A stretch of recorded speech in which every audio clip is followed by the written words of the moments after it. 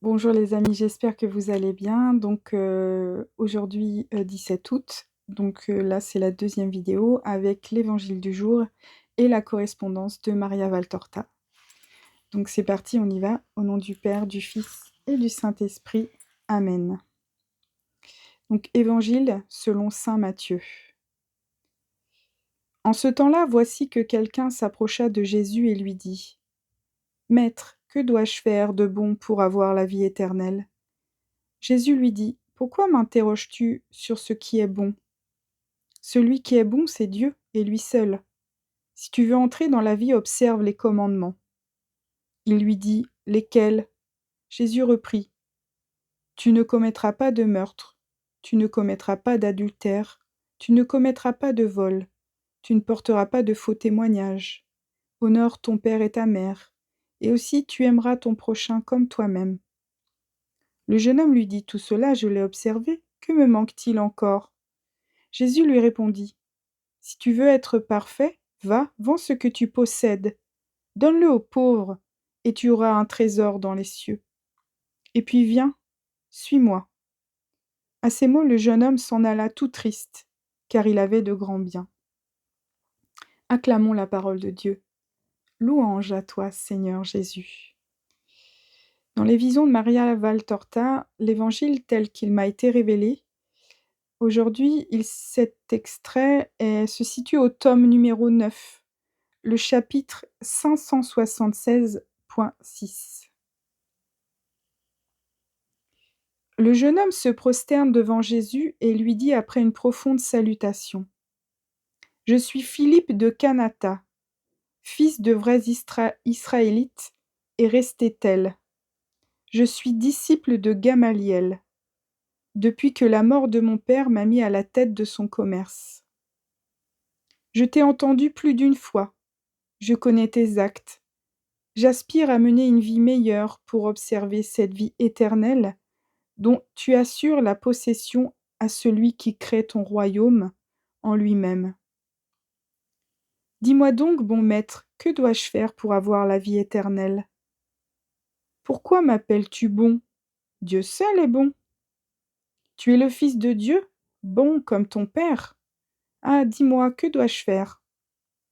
Pour entrer dans la vie éternelle, observe les commandements. Lesquels, mon Seigneur ? Les anciens ou les tiens ? Les miens se trouvent déjà dans les anciens. Il ne les modifie pas. Il s'agit toujours d'adorer d'un amour sincère l'unique vrai Dieu et de respecter les lois du culte, de ne pas tuer, de ne pas voler, de ne pas commettre d'adultère, de ne pas porter de faux témoignages, d'honorer son père et sa mère, de ne pas nuire à son prochain, mais au contraire de l'aimer comme soi-même. En agissant ainsi, tu obtiendras la vie éternelle. Maître, j'ai observé tout cela depuis mon enfance. Jésus le regarde avec amour et doucement il lui demande : « Et cela ne te paraît pas suffisant ? Non, maître, il est tellement grand le royaume de Dieu, en nous et dans l'autre vie. Dieu se donne à nous, or ce don est infini. Je sens qu'il nous est demandé bien peu par rapport au tout, à l'infini parfait qui se donne.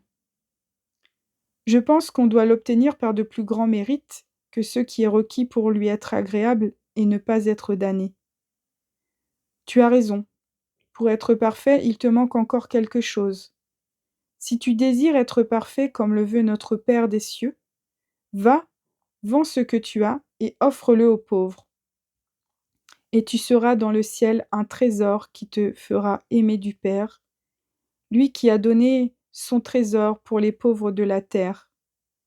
Puis viens et suis-moi. » Le jeune homme s'attriste et devient songeur, puis il se relève en disant : « Je me souviendrai de ton conseil. » Et il s'éloigne tout affligé. Judas murmure avec un petit sourire ironique : « Je ne suis pas le seul à aimer l'argent. » Jésus se retourne et l'observe, puis il regarde les 11 autres visages autour de lui et soupire. Comme il est difficile à un riche d'entrer dans le royaume des cieux. La porte en est étroite, son chemin est escarpé, et ceux qui sont chargés du poids volumineux des richesses ne peuvent le parcourir pour y pénétrer. Pour entrer là-haut, il ne faut que des trésors de vertus immatérielles. Et il faut savoir se séparer de tout attachement aux biens de ce monde et aux vanités.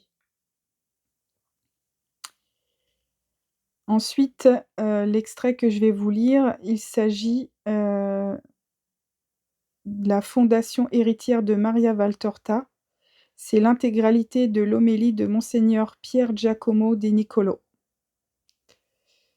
Et donc, ces témoignages de Monseigneur Pier Giacomo De Nicolo, qui est né le 11 mars 1929 et mort le 3 avril 2021.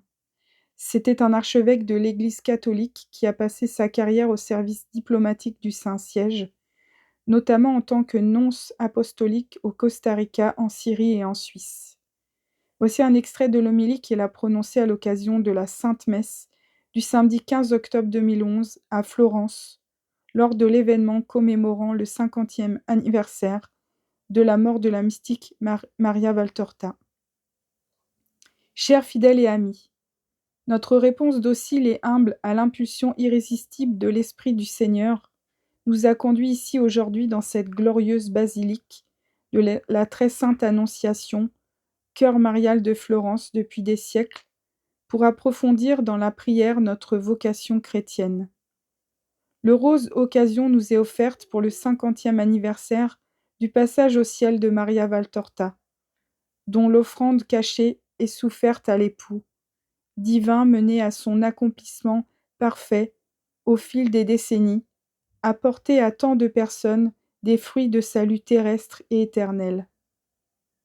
L'œuvre de Maria Valtorta, dans laquelle sont absentes les erreurs doctrinales et morales, comme l'ont révélé plusieurs sources, connaît depuis environ un demi-siècle une vaste et silencieuse diffusion parmi les croyants, avec environ 30 traductions dans des langues différentes, de toutes les classes sociales à travers le monde, et cela sans publicité particulière. La sublimité, la grandeur et la sagesse des contenus ont produit de nombreux fruits de bien et de conversion. Même des individus immergés dans le tourbillon du monde et éloignés de la foi chrétienne, mais désireux d'atteindre des certitudes solides, se sont ouverts à la rencontre de l'absolu, avec Dieu amour, et y ont trouvé une pleine confirmation de l'enseignement bimillénaire de l'Église. C'est pourquoi les croyants sont appelés à offrir un témoignage plus authentique et crédible, devenant la lumière du monde. Pour atteindre ce but le plus élevé, l'exemple admirable de Maria Valtorta a donné et continuera de donner dans le futur un soutien valable. Si encore quelques incertitudes et malentendus nébuleux planent dans le ciel valtortien, formulons tous ensemble le vœu pressant ici, présent, qu'il soit bientôt dissipé. Notre prière dans cette Eucharistie est également dirigée vers cette fin. Qu'elle soit une prière fervente et confiante, et qu'elle soit pour la plus grande gloire de Dieu. Amen.